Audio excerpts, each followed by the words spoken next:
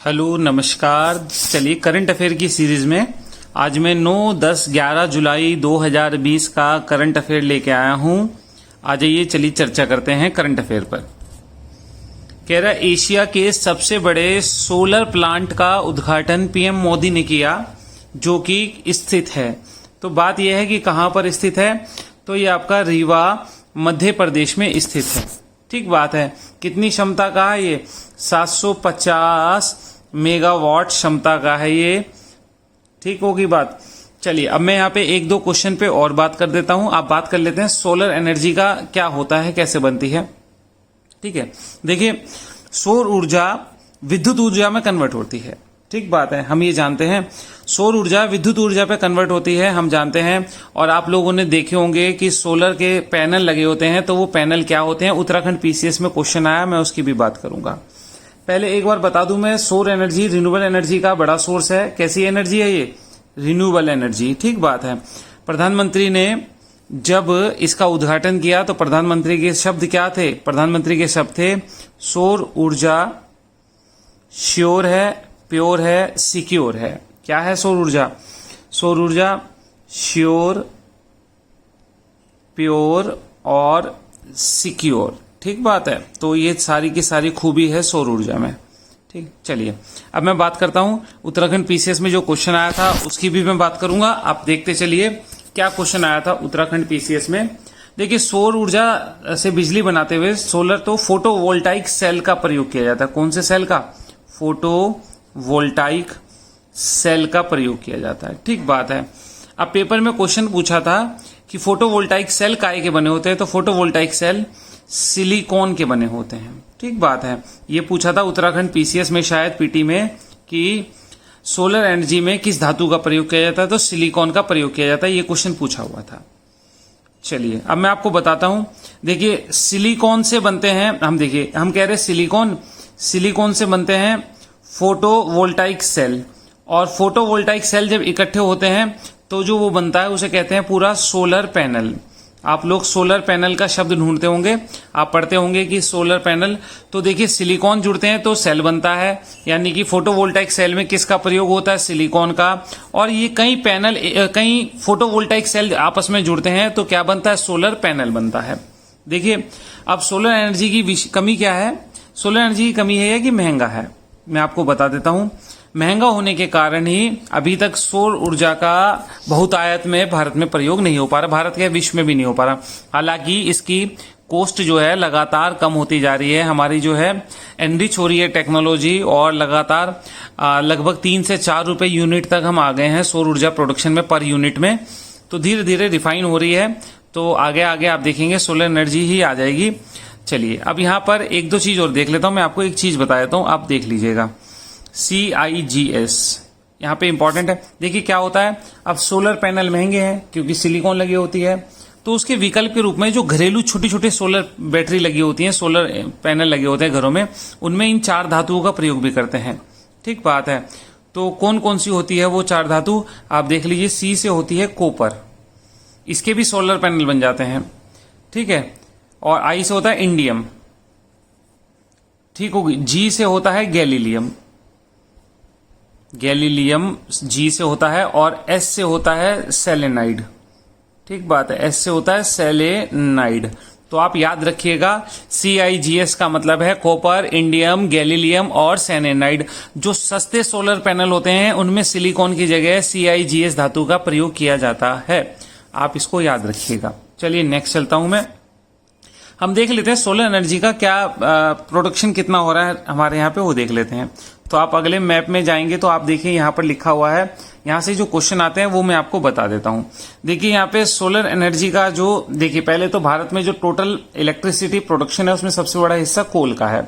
ये थोड़ा सा लगभग 1 साल पुराना डाटा है, अभी नया डाटा अपडेट नहीं था। तो 56 लिखा है, लगभग ये 67% तक हो गया है। तो आप देख लीजिए। उसके बाद आप अगर जो इसमें दूसरा देखना चाह रहे हैं तो टोटल एनर्जी प्रोडक्शन में रिन्यूएबल एनर्जी का प्रोडक्शन कितना है? 20, 21, 22, 23% होगा लगभग। वर्तमान में 23% के करीब होगा रिन्यूएबल एनर्जी का। तो दोनों चीज होगी।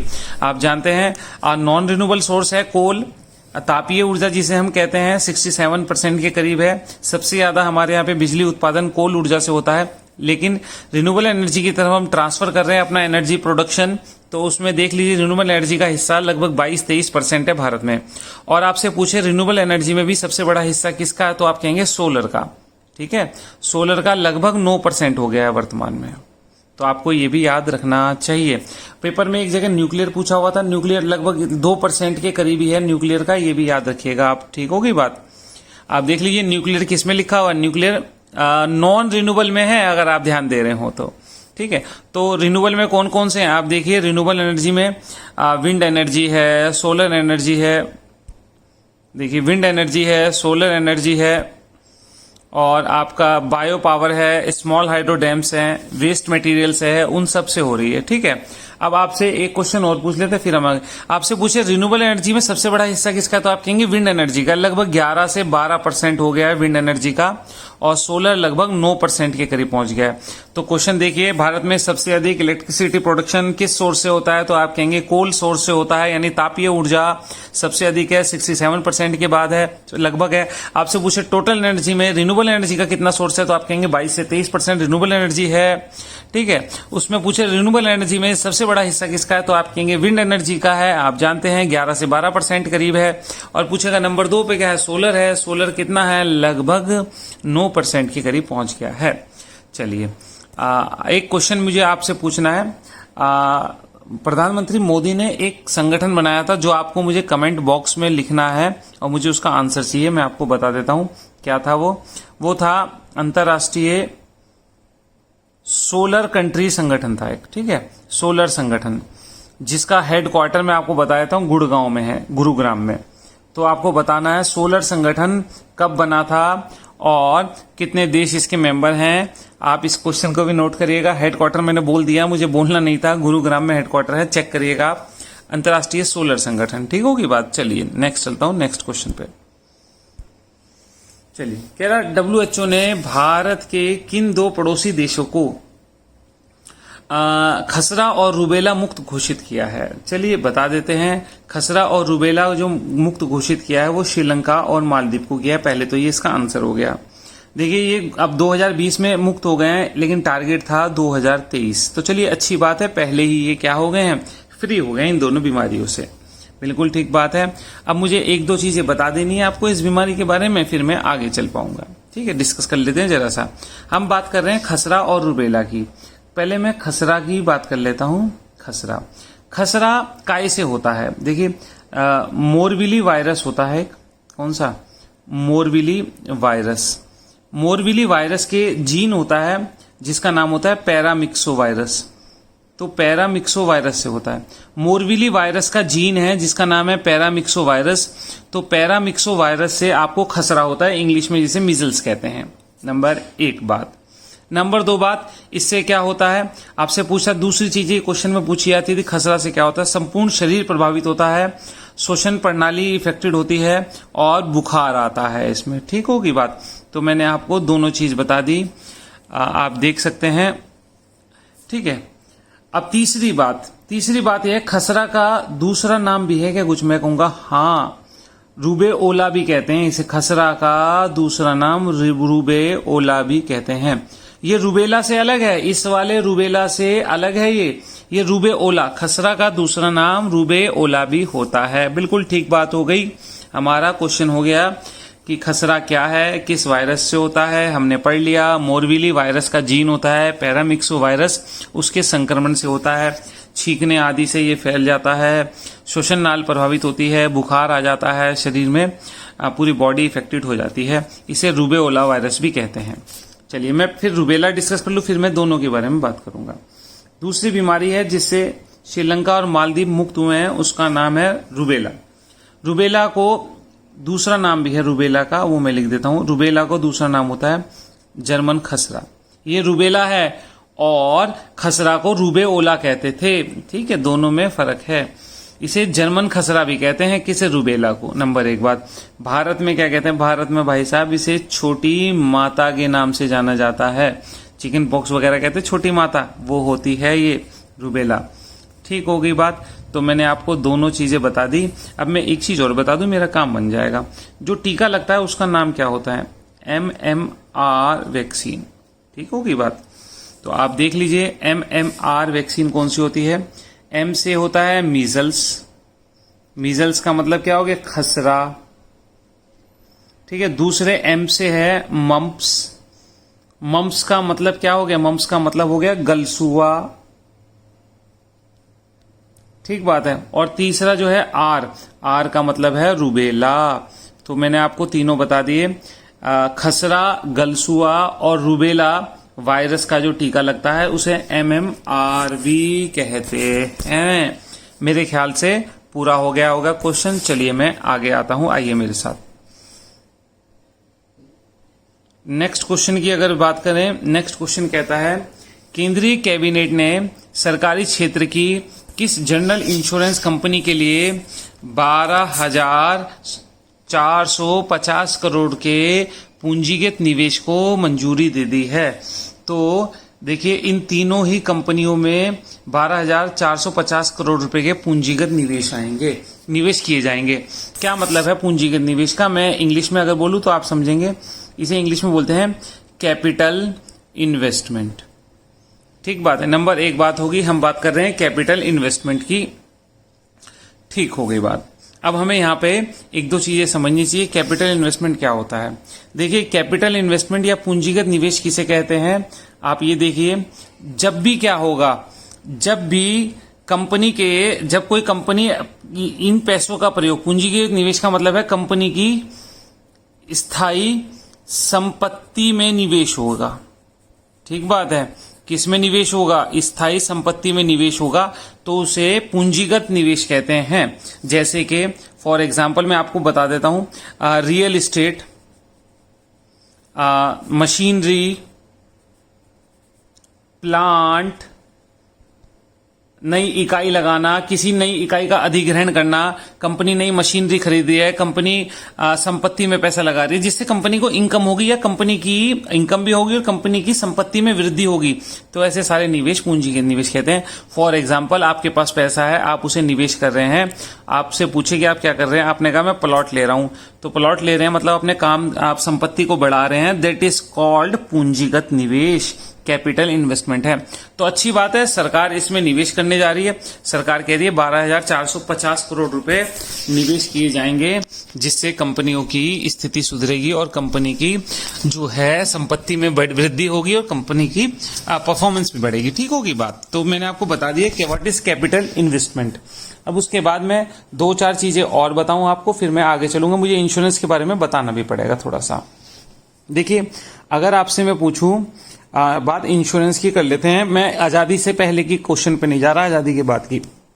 मैं आपसे पूछूं सार्वजनिक कंपनी कौन कौन सी है जो निवेश इंश्योरेंस करती हैं? सार्वजनिक कंपनी मतलब सरकारी कंपनी। पब्लिक कंपनीज कौन कौन सी है? तो पब्लिक सेक्टर के कौन कौन सी बॉडी है मैं आपको बताता हूं, आप देखिए नंबर एक पे LIC है। LIC की स्थापना कब हुई? 1956 में LIC की स्थापना 1 सितंबर को हुई थी। नंबर एक क्वेश्चन हो गया। आपके यहाँ समीक्षा अधिकारी प्री में शायद LIC या GIC की स्थापना पूछी हुई थी, मैंने आपको बता दिया। LIC की स्थापना 1956 में हुई थी 1 सितंबर को। दूसरे क्वेश्चन पे आता हूं। दूसरा अगर जो नाम लूं, एक बॉडी है GIC, जनरल इंश्योरेंस कॉर्पोरेशन है, जो 1972 का है। ठीक होगी बात। तो GIC नंबर 2 हो गया आपका। उसके अलावा और कौन कौन सी कंपनी है वो देख लेते हैं अब।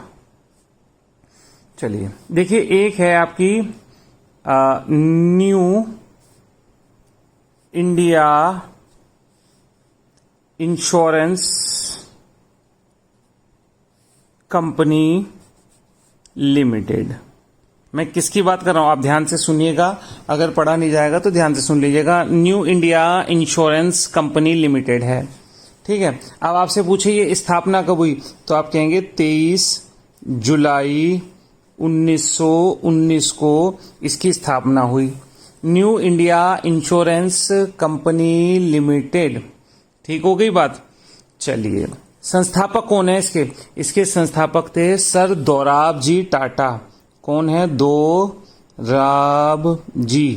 टाटा इसके संस्थापक हैं। तो इसका मतलब ये प्राइवेट हुई? हाँ बिल्कुल ठीक बात है, प्राइवेट लग रही है। जब टाटा ने बनाई है, दोराबजी टाटा की है new India insurance company limited, तो प्राइवेट ही होगी, बिल्कुल ठीक बात है।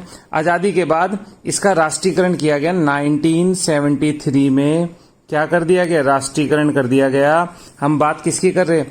New India insurance company limited, new India assurance company limited की हम बात कर रहे हैं। मैं एक बार दोबारा नाम बता देता हूं, आप आराम से देख लीजिए। न्यू इंडिया एश्योरेंस, ये है एश्योरेंस, ठीक है।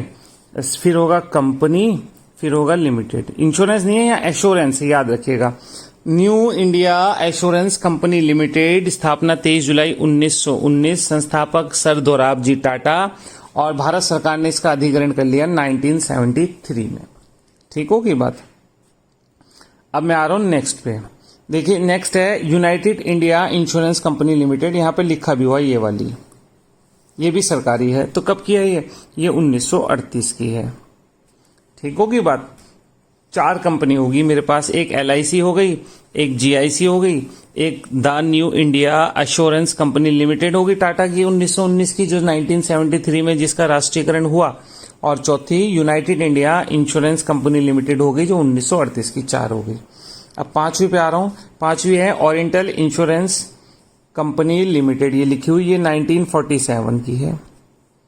ठीक हो गई बात। 5 क्वेश्चन हो गए, बढ़िया बात हो गई। 6ठी पे आता हूं। 6ठी है national India company, national insurance company limited, ये लिखी हुई है 6ठी, ये 1906 की है। चलिए बढ़िया बात होगी। मेरे तो 6 क्वेश्चन हो गए, सारे मुझे सारे पता लग गए। तो एक बार दोबारा से देख लेते हैं इन्हें। यूनाइटेड इंडिया इंश्योरेंस ये 1938 की थी, इनके तो सन देख लीजिए। ओरिएंटल इंडिया इंश्योरेंस 1947 की, और नेशनल इंश्योरेंस कंपनी लिमिटेड 1906 की है। ठीक होगी बात। उसके बाद 1-2 क्वेश्चन और बताता हूं, फिर मैं आगे चलता हूं। देखिए इंश्योरेंस सेक्टर में ना पहले प्राइवेट नहीं था, सब सरकारी हुआ करता था। तो आप जानते हैं 1991 में भारत में इकोनॉमिकल रिफॉर्म्स शुरू हुए, यानी आर्थिक सुधार शुरू हुए 1991 में। ठीक होगी बात। 91 के बाद आर्थिक सुधार सब सेक्टर में हो रहे थे, हर सेक्टर में, हर क्षेत्र में सरकार जो है LPG की तरफ जा रही थी। आप जानते हैं LPG की पॉलिसी की तरफ जा रही थी, liberalisation, P for privatisation and G for globalisation. तो प्राइवेटाइजेशन या निजीकरण की तरफ जा रहे थे। ठीक बात है। तो उसी क्षेत्र में हम ये देखने के लिए सरकार ने कि इंश्योरेंस में भी प्राइवेटाइजेशन हो सकता है या नहीं हो सकता, सरकार ने 1993 में एक कमेटी बनाई जिसका नाम था मल्होत्रा कमेटी। ठीक बात है। मल्होत्रा कमेटी की सिफारिश पर ही 1994 में भारत में इंश्योरेंस का प्राइवेटाइजेशन हुआ। ये पेपर में पूछा क्वेश्चन, उत्तर प्रदेश PCS में। इंश्योरेंस में प्राइवेटाइजेशन कब शुरू हुआ? 1994 में शुरू हुआ है प्राइवेटाइजेशन। किस कमेटी की सिफारिश पर? मल्होत्रा कमेटी की सिफारिश पर 1993 की मल्होत्रा कमेटी। तो आपसे पूछे, RN मल्होत्रा था शायद इनका पूरा नाम, कि इंश्योरेंस सेक्टर में प्राइवेटाइजेशन किस कमेटी की सिफारिश पर हुआ, तो आप तुरंत बताएंगे RN मल्होत्रा कमेटी की सिफारिश पर 1993 में। 94 में क्या हुआ है? 94 में प्राइवेटाइजेशन हो गया। अब मैं आपसे पूछूं इंश्योरेंस की वर्तमान में क्या स्थिति, तो आप कहेंगे अब 100% प्राइवेट सेक्टर, 100% प्राइवेट सेक्टर जो है इंश्योरेंस में आ सकता है, यानी सरकार के स्पेलर में 100% प्राइवेटाइजेशन की सरकार ने अनुमति दे रखी है इंश्योरेंस में। एक क्वेश्चन और बता दूं, फिर मैं आगे चलता हूं, रहा नहीं जा रहा, देख लेते हैं। एक इंश्योरेंस को अब कंट्रोल कौन करता है? इंश्योरेंस को कंट्रोल करता है IRDA। IRDA एक्ट 1999 के तहत बना था, 2000 में इसकी स्थापना हुई है। I for insurance, R for regulatory, D for development, A for authority. ठीक है। 1999 का है, जो 2000 में जिसने काम करना शुरू किया। एक क्वेश्चन और बस, आपका टाइम नहीं खराब करता। अध्यक्ष कौन है? वर्तमान में अध्यक्ष सुभाष चंद्र खुंतिया हैं। ठीक बात है, सुभाष चंद्र खुंतिया हैं IRDA के अध्यक्ष वर्तमान में। ठीक है। आप मुझे कमेंट करके बताइएगा IRDA के पहले अध्यक्ष कौन थे। मैं देखता हूं कि आप पढ़ रहे हैं नहीं पढ़ रहे हैं। उसके बाद चलूं आगे। एक क्वेश्चन और बस, आपसे पूछे कि IRDA का हेडक्वार्टर कहाँ है, तो आपको बता देना है हैदराबाद में। ठीक बात है, हैदराबाद में, हैदराबाद में हेडक्वार्टर है। चलिए एक क्वेश्चन और बस, हेडक्वार्टर में जगह का नाम क्या है? उस जगह का नाम है गच्ची बोपली। क्या नाम है? गच्ची बोपली है जगह का नाम, जहां पर हेडक्वार्टर है हैदराबाद में। ठीक होगी बात। चलिए आगे चल रहा हूँ, बस अब और नहीं क्वेश्चन, नेक्स्ट वीडियो बड़ी हो जाएगी, हो जान दो बड़ी आज, कोई बात नहीं। कह रहा केंद्रीय कैबिनेट ने कितने करोड़ रुपए का एग्रो इंफ्रा फंड की स्थापना करी है। एग्रो इंफ्रा है, कहीं एग्री लिखा है तो एग्री का मतलब एग्रीकल्चर है, ये एग्रीकल्चर। देखिए भारत सरकार, आप जानते हैं भारत सरकार ने एक कार्यक्रम चलाया है जिसका नाम आत्मनिर्भर भारत कार्यक्रम चलाया भारत सरकार ने। उसी कार्यक्रम के तहत भारत सरकार ने 1 लाख करोड़ का एक फंड बनाया है। 1 लाख करोड़ रुपए इसमें आएंगे। अब इनका प्रयोग क्या किया जाएगा, कृषि क्षेत्र में निवेश के लिए लोन वगैरह, कृषि सेक्टर से संबंधित आप स्टार्टअप शुरू कर रहे हैं तो उसी क्षेत्र में ये पैसा लगाया जाएगा। एक बहुत बड़ी घोषणा है ये 1 लाख करोड़ की, आप ऐसे मत सोचिएगा। एग्रीकल्चर रिफॉर्म है एक तरीके का, एग्रीकल्चर के उत्थान के लिए आत्मनिर्भर भारत, क्योंकि पता है जहां जैसे ही शहरों से उद्योग धंधे बंद हुए कोरोना के समय, कृषि ही थी जिसने जड़ों को संभाल के रखा, बांध के रखा, वरना कृषि ना होती तो बहुत हाहाकार मच जाता। किसानों ने अपनी मेहनत से, किसान काम करता रहा चाहे लॉकडाउन कितना हुआ चाहे नहीं हुआ, ठीक बात है। तो एग्रीकल्चर का उत्थान बहुत जरूरी है, हम सबको एहसान मानना चाहिए कृषि का और किसान का, और हमें सम्मान और सहयोग दोनों देना चाहिए कृषि क्षेत्र को, ठीक होगी बात। चलिए मैं आगे चल रहा हूं नेक्स्ट क्वेश्चन पे। नेक्स्ट क्वेश्चन कह रहा हिमालय की किस तितली को भारत की सबसे बड़ी तितली होने का दर्जा मिला है अभी, ठीक बात है। ये तितली है गोल्डन बर्ड विंग को मिला है, ये ठीक बात है, गोल्डन बर्ड विंग को मिला है। इसका वैज्ञानिक नाम क्या है, इसका वैज्ञानिक नाम है ट्राइडस आइकस। क्या नाम है वैज्ञानिक, ट्राइडस आइकस इसका वैज्ञानिक नाम है, ठीक बात है। गोल्डन बर्ड विंग का वैज्ञानिक नाम क्या है, ट्राइडस आइकड है, ठीक है। अब मैं आपसे पूछूं ये कौन से परिवार की, तो आप कहेंगे पेपिलिडे परिवार की है। किस परिवार की, पेपिलिडे परिवार की। पेपिलिडे परिवार कौन होते हैं जानते हैं आप, जो निगल के खाते हैं ना, निगलते हैं जो सीधे चीजों को निगल के खाते हैं, उस परिवार की है ये, निगलते हैं जो, ठीक होगी, पेपिलिडे परिवार की है। ट्राइडस आइकस इसका वैज्ञानिक नाम है। वैसे क्या है, गोल्डन बर्ड विंग है, भारत की सबसे बड़ी तितली घोषित हुई है। चलिए अब इसमें 2 चीज और देख लेते हैं। तितली में भी आप जानते हैं मेल होगा और क्या होगा, फीमेल होगा, ठीक है। जो फीमेल है वो कहां मिली, वो फीमेल मिली है डीडी हाट पिथौरागढ़ में। कहां मिली, डीडी हाट में मिली है ये फीमेल। और नर कहां मिला, नर मिला है शिलोंग में। शिलोंग मेघालय की राजधानी क्या है, शिलोंग। शिलोंग में जो नेशनल तितली संग्रहालय है उसका नाम है वानखर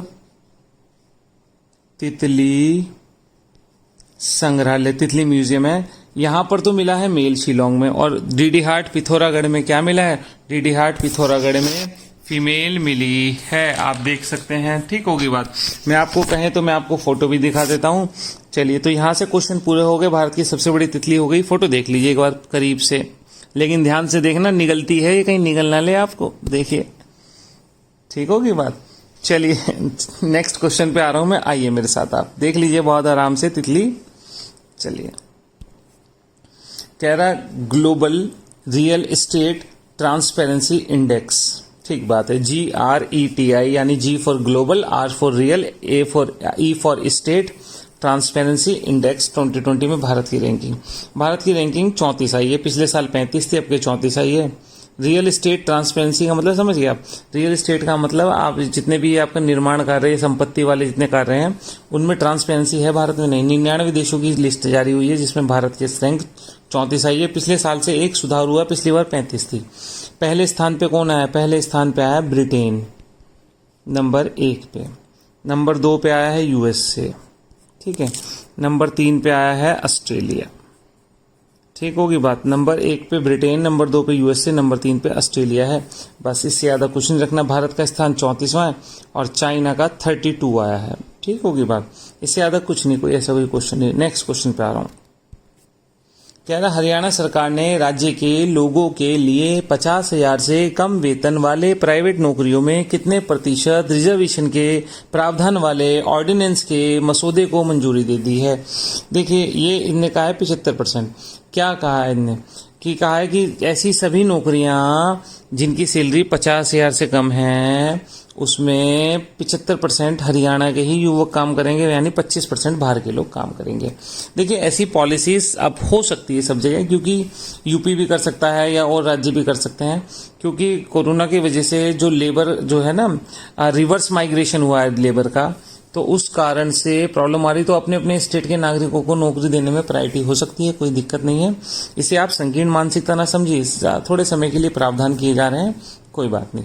तो आप देख लीजिए 75% नौकरियां जो हैं जो 50,000 से कम वेतन वाली हैं उसमें हरियाणा के लोगों के लिए बिल पास किया गया। कौन है सीएम हरियाणा के? तो हरियाणा के सीएम है मनोहर लाल खट्टर। और राज्यपाल कौन है? राज्यपाल हैं आपके सत्यदेव नारायण। ठीक होगी बात, सत्यदेव नारायण क्या है? राज्यपाल है। चलिए मैं नेक्स्ट क्वेश्चन पे आ रहा हूं, आप आ जाइए मेरे पास। कह रहा कोरोना संकट में पहला इंटरनेशनल क्रिकेट मैच इंग्लैंड और वेस्ट इंडीज के बीच कब खेला गया? देखिए ये अभी परसों तरसों खेला गया, 8 जुलाई को 2020 में खेला गया। ठीक है, कौन से स्टेडियम में खेला गया? ये खेला गया रोज बाउल स्टेडियम। कहाँ पे है ये? साउथहैम्पटन में। कहाँ पे? साउथहैम्पटन। साउथहैम्पटन यानी ब्रिटेन में। ठीक होगी बात। साउथहैम्पटन में खेला गया है, साउथहैम्पटन इंग्लैंड में। और किस किस के बीच खेला गया? इंग्लैंड और वेस्ट इंडीज के बीच खेला गया है। चलिए 100 शायद 18 दिन के बाद कोई मैच हुआ है, शायद ऐसे है। चलिए नेक्स्ट आ रहा हूं मैं। कह रहा बॉलीवुड से जुड़े जगदीप का निधन हो गया 8 जुलाई को। बिल्कुल ठीक बात है। वे क्या थे? आप जानते हैं कॉमेडियन थे, जावेद जाफरी के पिताजी हैं, इनका निधन हो गया है। चलिए नेक्स्ट क्वेश्चन पे आ रहा हूं। किस राज्य सरकार ने मृत्यु भोज पर रोक लगा दी है? बिल्कुल ठीक बात है, राजस्थान सरकार ने लगा दी है। देखिए मुख्य उद्देश्य क्या आप जानते हैं, चाहे मृत्यु भोज हो चाहे खुशी का अवसर हो, भीड़ इकट्ठी होती है, तो कोरोना की वजह से ये भीड़ इकट्ठी ना हो, तो इसीलिए जो गैदरिंग है वो ना हो, तो इसीलिए ये रोक लगाई गई है, और कोई कारण नहीं है कोरोना की वजह से। उद्देश्य हमारा भीड़ तो रोकना है, हमारा उद्देश्य किसी की शादी रोकना थोड़ी है। जो शादी में अलाउ नहीं है तो फिर डेथ में एनिवर्सरी उसमें कैसे हो जाएगा, इसलिए रोक लगाई गई है। नेक्स्ट आ रहा हूँ। कह रहा झारखंड के किस नए भवन का नाम श्यामा प्रसाद मुखर्जी के नाम पे? देखिए झारखंड में भवन बन रहा भारतीय कृषि अनुसंधान संस्थान का, उसका नाम रखा गया श्यामा प्रसाद मुखर्जी। श्यामा प्रसाद मुखर्जी की जयंती थी 6 जुलाई को, तो उस दिन ये नामकरण कर दिया गया। ठीक होगी बात। अब मैं आपको भारतीय कृषि अनुसंधान संस्थान के बारे में जरा सा बता दूं अगर आप कहें तो, अगर आपके पास समय हो तो। चलिए देखिए ये जो कृषि संस्थान है ये 1905 में बना था। कहाँ बना था? पूसा में।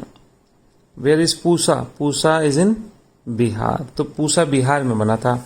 उस समय इसका नाम भारतीय कृषि अनुसंधान संस्थान नहीं था। भारतीय की जगह पे क्या था? भारतीय की जगह पे आई था इंपीरियल कृषि अनुसंधान संस्थान था, जब 1905 में बना था। किसने स्थापना की थी इसकी? इसके संस्थापक थे हेनरी फिप्स।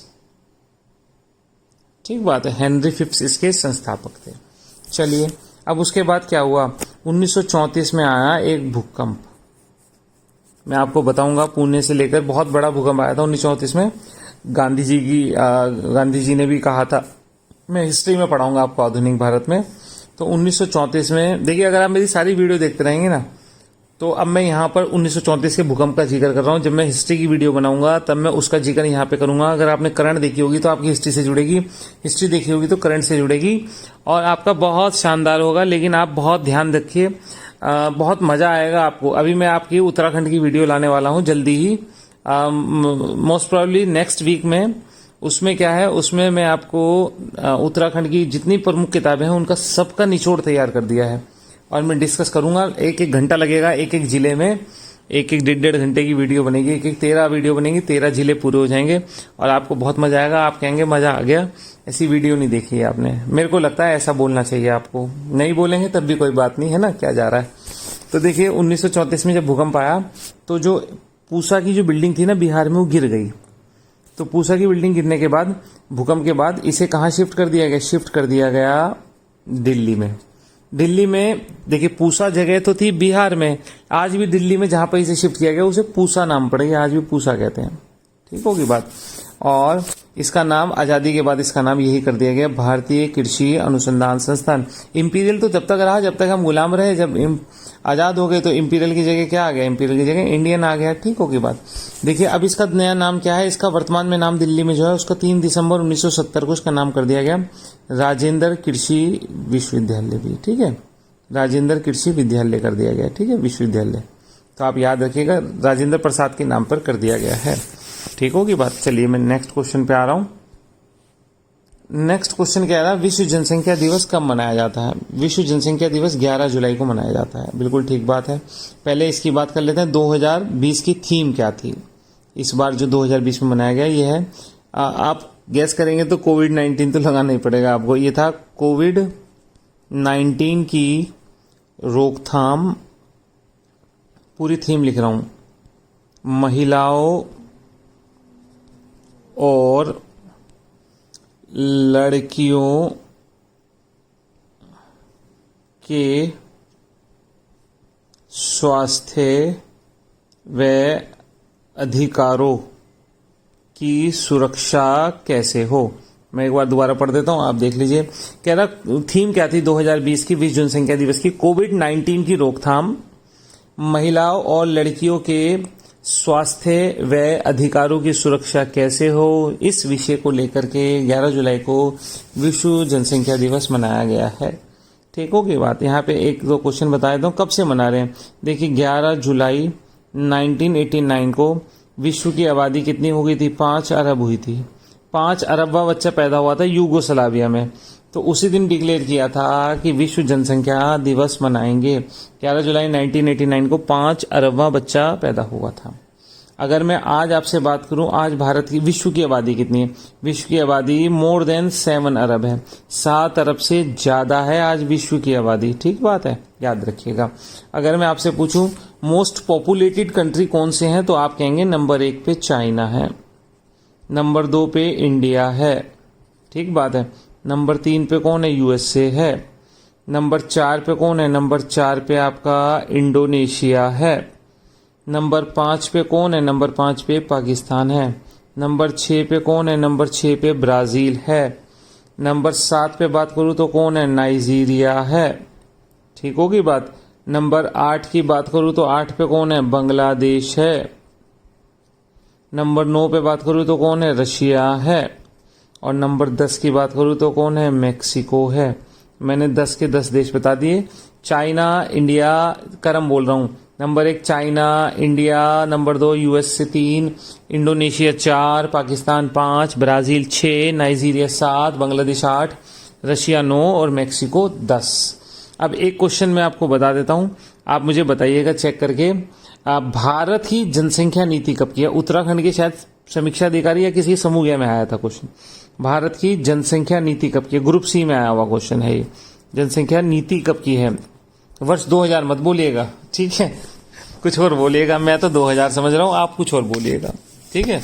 जैसे आज एक चुटकुला आ रहा था, वो कह रहा था कि एक क्वेश्चन पूछ रहा था, उसने कहा क्या? उसने कहा मैं तो पृथ्वी पर रहता हूं, आप लोग कहाँ रहते हैं? मेरी नकल मत मारिएगा, ठीक है। ऐसे ही मैं कह रहा हूं, मेरे हिसाब से पॉपुलेशन जो पॉलिसी है वो शायद 2000 की है। आप अपने हिसाब से बताइएगा और मेरे आंसर को नकल मत मारिएगा, ठीक है। चलिए नेक्स्ट आ रहा हूं मैं। कह रहा कोविड-19 की वजह से किस राज्य या केंद्र शासित प्रदेश ने वहां की सभी स्टेट यूनिवर्सिटी के सारे एग्जाम कैंसिल कर दिए हैं? तो ये दिल्ली ने कर दिए हैं, ठीक है। कौन है मुख्यमंत्री? मुख्यमंत्री आप जानते हैं श्री अरविंद केजरीवाल हैं, वहां के मुख्यमंत्री आप जानते ही हैं। और उपराज्यपाल कौन है? दिल्ली के अनिल बैजल हैं, ठीक बात है, अनिल बैजल हैं उप मुख्यमंत्री। चलिए नेक्स्ट क्वेश्चन पे आ रहा हूं मैं, आ जाइए मेरे साथ। कह रहा उत्तर प्रदेश कैबिनेट ने किस नीति को मंजूरी दी है जिसके तहत प्रदेश में 100 इंक्यूबेटर्स की स्थापना होगी? ठीक है, तो मैं बताया तो आपको यूपी स्टार्टअप नीति 2020 दी है, इसके द्वारा 100 इंक्यूबेटर्स की स्थापना होगी। क्या है ये क्या बोलेंगे? मैं बोलेंगे इंक्यूबेशन सेंटर, ठीक बात है, इंक्यूबेशन सेंटर। आप जानते हैं इंक्यूबेशन सेंटर का मतलब क्या होता है? देखिए एक ऐसी जगह जहां पर जो अपना व्यवसाय शुरू करना चाहते हैं, मान लीजिए आप स्टार्टअप शुरू करना चाहते हैं, आपको स्टार्टअप कोई फैक्ट्री लगानी है, कुछ आपके मन में आइडिया है, कुछ नहीं है, आपके पास इन्वेस्ट करना चाहते हो, तो आपको सुझाव कहाँ से मिलेगा? वही इंक्यूबेशन सेंटर है जो आपको प्राथमिक रूप से चलना सिखाएंगे, बिल्कुल इनिशियल जीरो से। ठीक है, देखिए ये इंक्यूबेटर शब्द कहाँ से आया वो मैं आपको बता देता हूँ।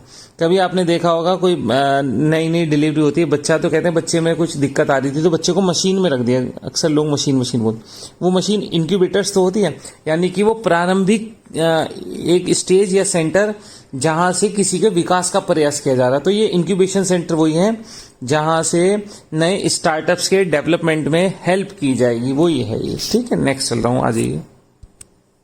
कह रहा गूगल ने social media app Google plus को किस नाम से रिलॉन्च कर दिया। बिल्कुल ठीक बात है, इन्होंने गूगल मीडिया ऐप को, गूगल जो प्लस था इसे 2019 में बंद कर दिया और अब नाम कर दिया गूगल करंट्स कर दिया है। ठीक हो गई बात, गूगल करंट्स कर दिया है, इस गूगल प्लस को 2019 में बंद कर दिया था। अब गूगल की बात कर लेता हूं, एक दो क्वेश्चन गूगल के, जब गूगल की बात आ रही है तो गूगल को देख। गूगल कब की है? गूगल 4 सितंबर 1998 की है गूगल।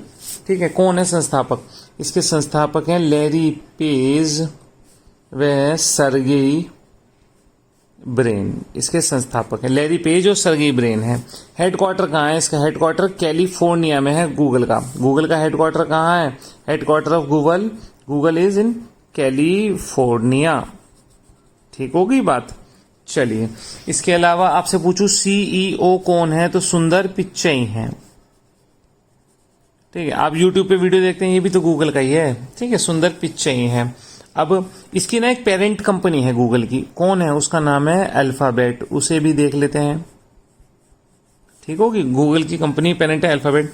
किसने बनाई थी? ये वही है संस्थापक लैरी पेज और सर्गेई ब्रेन, यही इसके संस्थापक हैं दोनों के दोनों, जो गूगल के पेरेंट कंपनी है। कब की है ये अल्फाबेट? अल्फाबेट 2 अक्टूबर 2015 की, गांधी जयंती के दिन बनी थी 2015 में। ठीक होगी बात।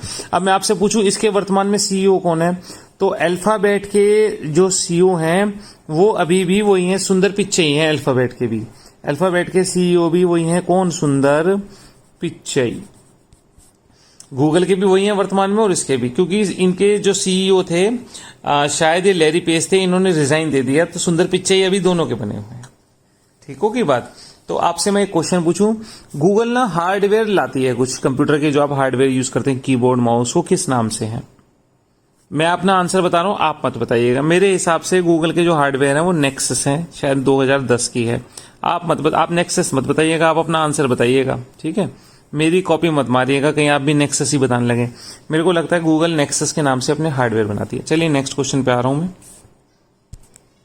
कह रहा आरबीआई के आंकड़ों के अनुसार 2020-21 में कौन सा राज्य बाजार से कर्ज लेने के मामले में शीर्ष पे आया है? कर्ज लेने के मामले में नंबर 1 पे तमिलनाडु आया है, नंबर 2 पे महाराष्ट्र आया है और नंबर 3 पे आंध्र प्रदेश है, ये वाला। ठीक होगी बात। तो राज्य बॉन्ड पे कर्ज लेने के, देखिए आप कहेंगे राज्य बॉन्ड क्या होता है, मैं आपको बता देता हूं। आप समझ लीजिए इस बात को, क्या है राज्य बॉन्ड। देखिए सरकारी गारंटी पत्र है राज्य बॉन्ड। सॉरी, राज्य बॉन्ड का मतलब है सरकारी गारंटी पत्र। आप जैसे सरकारी कोई चीज खरीद लेते हैं, ऐसे सरकारी बॉन्ड भी मिलते हैं बाजार में, आपने वो खरीद लिए।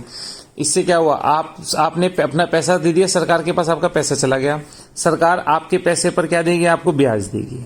ठीक है, अब उस पैसे का प्रयोग सरकार क्या करेगी? विकास कार्यों में करेगी। ठीक बात है, उससे जो प्रॉफिट होगा उससे आपका ब्याज भी देगी और सरकार भी इनकम करेगी, तो उसे बोलते हैं राज्य बॉन्ड। ठीक है, इस तरह के राज्य क्यों लिखा है? केंद्र सरकार के भी होते हैं, राज्य सरकार के भी होते हैं। केंद्र सरकार ये अक्सर बॉन्ड्स जारी कब किए जाते हैं? मान लीजिए सरकार को राजकोषीय घाटा हो रहा है, सरकार की आय कम है, और व्यय ज्यादा है, तो सरकार घाटे को पूरा करने के लिए अक्सर ऐसे बॉन्ड्स इशू करके कर्जा ले लेती है बाजार से। ठीक बात है, जो कि सही पॉलिसी नहीं होती है। अगर राज्य बॉन्ड पे आपको कर्जा लेना है तो ऐसी जगह पे बॉन्ड पे कर्जा लेकर के ऐसी जगह पे लगाओ जहां से सरकार को इनकम हो। अगर सरकार घाटे भरने के लिए राज्य बॉन्ड पर कर्जा लेगी तो दैट इज नॉट राइट, वो एक सही इकोनॉमी नहीं दर्शाता है। खैर, लेकिन होता है हमारे यहाँ, तो मैंने आपको बता दिया है। पहले नंबर पे इस तरह के बॉन्ड जारी करके कर्ज लेने में नंबर 1 तमिलनाडु है, नंबर 2 महाराष्ट्र है, नंबर 3 आंध्र प्रदेश। चलिए नेक्स्ट क्वेश्चन पे आ रहा हूं। अंतर्राष्ट्रीय ओलंपिक समिति के मुख्यालय है, बिल्कुल ठीक बात है, को यूरोपीय 2020 US green building council leadership award मिला है। तो कहाँ पे है वो? तो लोसाने में है, हम जानते हैं कहाँ पे है, लोसाने में है। लोसाने कहाँ? स्विट्जरलैंड में। ठीक है, लोसाने स्विट्जरलैंड में है। तो आपको मैं 2-4 चीजें बता दूं। देखिए, जो ये संस्था है ना, क्या है ये, यूएस ग्री बिल्डिंग काउंसिल लीडरशिप अवार्ड मिला है। तो ये अमेरिका की एक संस्था है जो अच्छी बिल्डिंगें होती हैं उनको देती है, जो स्थायी, स्वस्थ व लचीली इमारतों और शहरों के विकास में जो काम करते हैं, ऐसी बिल्डिंगों को ये अवार्ड देती है। ठीक हो की बात। तो अब किस बिल्डिंग को मिल गया? अंतर्राष्ट्रीय ओलंपिक समिति के मुख्यालय को मिल गया। मैं आपसे पूछूं, अंतर्राष्ट्रीय ओलंपिक समिति की जो बिल्डिंग है, इसका नाम क्या है? इस बिल्डिंग का नाम है ओलंपिक हाउस। ठीक बात है, 2019 में रखा गया इसका नाम ओलंपिक हाउस। कहाँ पे है? लोसाने स्विट्जरलैंड में है। ठीक बात है। अब बस आगे चलते हैं। आपसे पूछूं, अंतर्राष्ट्रीय ओलंपिक समिति यानी आईओसी के अध्यक्ष कौन है? तो आप कह देंगे अध्यक्ष है थॉमस बाच। आईओसी के अध्यक्ष कौन है? थॉमस बाच। इंटरनेशनल ओलंपिक कमेटी के अध्यक्ष हैं थॉमस बाच। चलिए, मैं नेक्स्ट क्वेश्चन पे आ रहा हूं, आप मेरे साथ आ जाइए। नेक्स्ट क्वेश्चन क्या कह रहा है? नेक्स्ट क्वेश्चन कह रहा है, किस राज्य के पूर्व स्वास्थ्य मंत्री सुरेश आमोनकर की 7 जुलाई को कोरोना से मृत्यु हो गई? तो गोवा के पूर्व स्वास्थ्य मंत्री थे, इनका निधन हो गया। ठीक होगी। देखिए, कोरोना जैसी केसेस अब थोड़ा अलग तरीके से बढ़ रहे हैं, तो आप घर में रहिएगा। आज आप देख रहे हैं अमिताभ बच्चन जैसे लोगों की भी न्यूज़ आ रही है, अनुपम खेर की भी न्यूज़ आ रही है, उनकी फैमिली की। तो ज़्यादा अच्छा है कि आप बच के रहिए। वो लोग बहुत सेफ्टी रखते हैं, तब उनको हो गया है।